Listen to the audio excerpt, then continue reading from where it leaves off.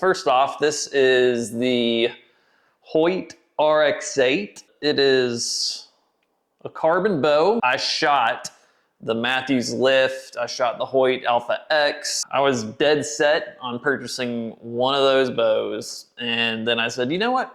I'm gonna shoot the RX8, just because. I've shot carbon bows before that I didn't really like the carbon feel.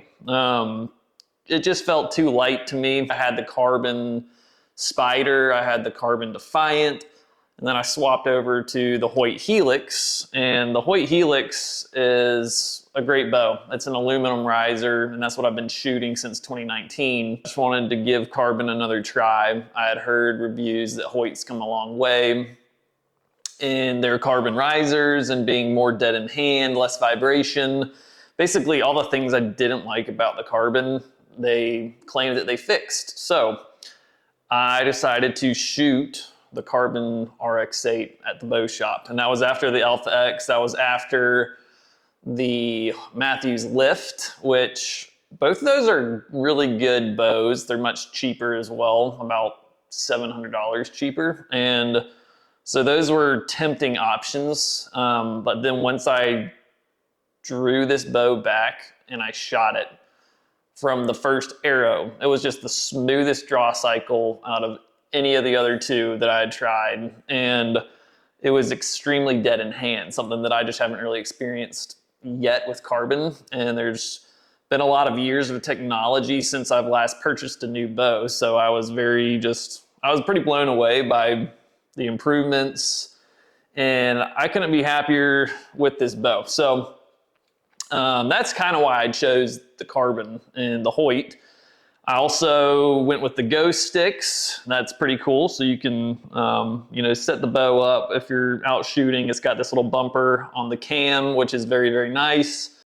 I went with the dialed Arxos. This is a Picatinny mount, and it's got the 3-pin. So the dialed sight has the matching color and the blue wheel, which, if you don't like blue, you can always order a different color. They've got customizable dials. You can get different special edition dials. So check out Dialed Archery. Those guys are legit. They're making good sights. This is a very heavy duty quality sight, and it looks good. And I'm excited to add more distance and more range to this. This is also the Ultra. So this is the Carbon RX8 Ultra. And so it's a longer axle to axle, about 34 inches. And I'm used to shooting shorter bows for tree stand hunting, for whitetail hunting. So this is going to be a longer bow, but I've also been Western hunting a good bit more. So I went on my first elk hunt. It's a much more stable shooting bow. Having that extra length really just, it adds stability to it. This year I went with a back bar Hoyt stabilizer. You can take away or add weight from the back bar. I'm just running the short nub stabilizer that comes with it. That's also got weights that you can take on and off. So right now it's sitting pretty good in hand. I do run a Tacticam, so I haven't decided yet, but I've got another stabilizer mount with the Tacticam 6.0 that I may or may not add to this year's setup. Just kind of depends. I'm gonna keep shooting, see what feels good. So these are the 166 Ultra arrows. They're 4mm Centrum. They come with brass up front and with a 100 grain broadhead. These are 29-inch arrows. I'll have nocturnals on the back of those. They'll come in around 490 to 500 grains, depending on the nocturnals. I can't remember if that's 10 or 15 grains added to the arrow. So fairly heavy setup, skinny arrow with good penetration.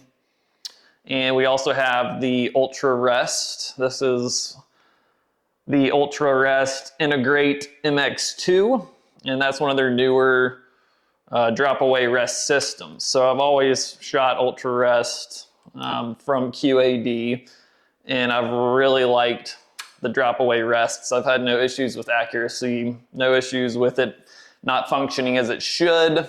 It's a 6 arrow quiver. It's also the Hoyt model, tombstone gray, and you can detach that. I'm gonna get the sight sighted in. I want to get some longer distance shooting in, hopefully for some Total Archery Challenge events. So the strings that I picked for this bow build are America's Best Bow Strings. They make some of the best custom bow strings you can get. So this is the Winter Camo mix, and it's like a electric blue, gray, it's got some blacks in there, so it kind of went with my gray and blue theme for the string color. I'm a big proponent that you don't need to shoot the best gear to be successful. You don't need to shoot the top end bow. You can go buy a used $300 bow and still kill deer on the wall. I mean, this guy out here, I shot with a cheap $300 Hoyt. I guess you can't see him, but wide 8-pointer. However,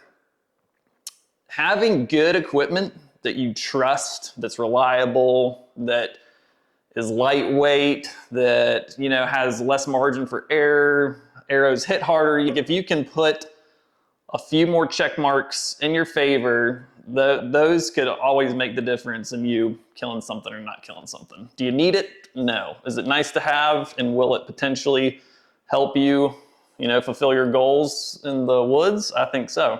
And so that's it. That's the complete setup. That's all the components I have on it as of now. In the future, I may add a sight light, and obviously only where it's legal. Whatever state you're hunting in, check your regulations. Make sure that a sight light, it'll basically illuminate your fiber optics on your dialed sight so that you can see those pins in those low light conditions. So if you want to charge them up real quick before your last 15 minutes of legal or whatever, that's how you can do that. Thanks for watching and tuning in to the Hoyt bow build.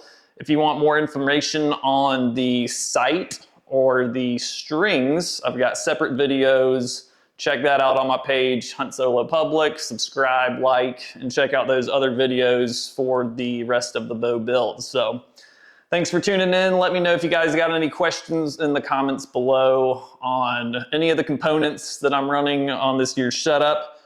If you got recommendations, tell me what you're running. Tell me what kind of bow you would go with and why. So that's why I went with the RX8 2024.